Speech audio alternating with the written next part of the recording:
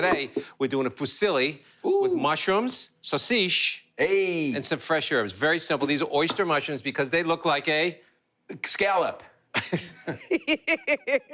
I love them. They're easy to cook. They're simple. You just pick them off and cut them in chunks. Keep them a little big because they're going to shrink, okay? Now, before anything, pasta. The pasta has been dropped in greatly salted water. And I'm doing a little different method here. I put very little water in, a lot of salt, and I cook it down so that it's almost going to evaporate completely. I know it sounds odd, almost like you're doing a risotto. The amount of flour that you get out of that, the durum, the wheat, into the water helps this get really silky. It really makes a magnificent difference. So I've been doing this, and I've actually been saving this water, some of it, to put into the next batch, sort of like, you know, you make like a yeast starter. Like, yeah, exactly, So I've been having some fun. With my pasta. So this sausage, this is spicy sausage. I like spicy sausage for this dish because it doesn't come across as hot. It's spicy, but it's not hot. It's a big difference. You know, often in spicy sausage, it is, in fact, those pizzeria red pepper flakes that give the heat, and that's that kind of heat that unfolds, and it mixes with the pasta, and it just makes you eat 5 bowls instead of 1. I browned it. You can see how brown that is. It's really brown. You want the bits and pieces on the edge to get that fat out. And what I'm looking for is the gold of that fat, okay? So to that fat, I'm gonna add some chopped garlic.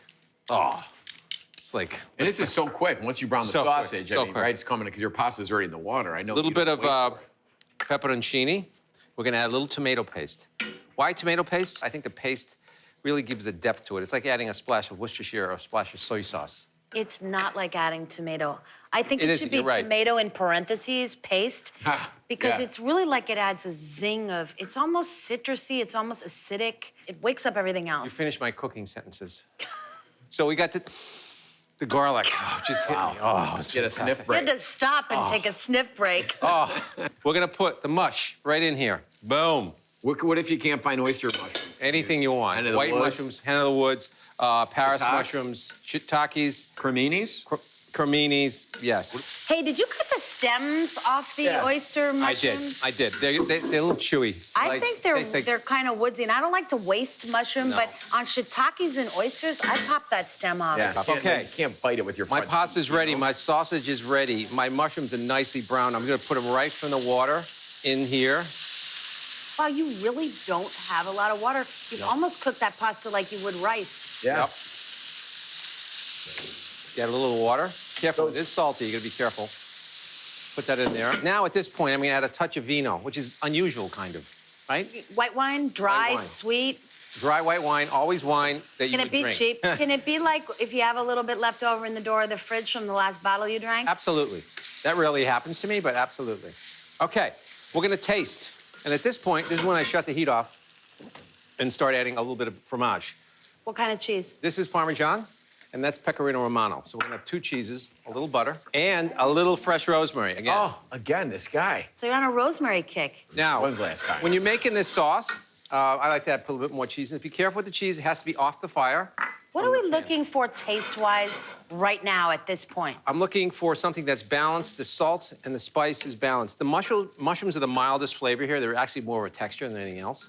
But I think I just achieved it right then. I think it just happened. You did it. Yeah, and if you can see how glossy that looks, it really has this starchiness from that water from cooking it really low. Now, if you want, you can save that water, take the rest of that leftover pasta out. And we are ready to dress.